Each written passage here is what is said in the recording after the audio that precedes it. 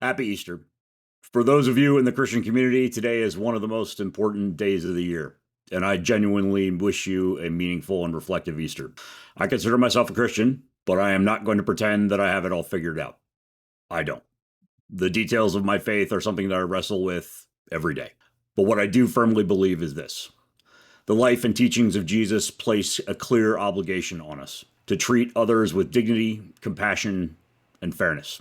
Not just people who believe what we believe, but everyone, because every person is made in the image of God. In Genesis 1:27, we're told that all human beings are created in God's image.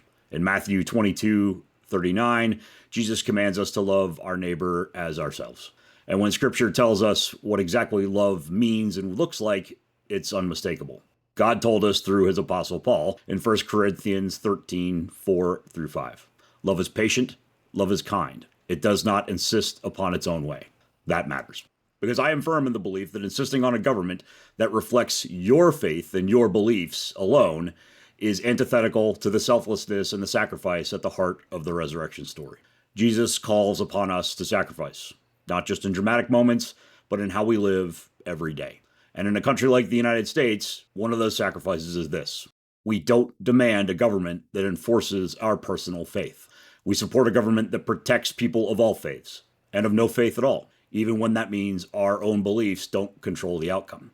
That is not a rejection of Christianity. In fact, I would argue it is the most important expression of it. Even Jesus draws a line in Matthew 22:21. Render unto Caesar the things that are Caesar's, and unto God the things that are God's. That separation protects everyone, and it allows faith to remain something real, not something imposed.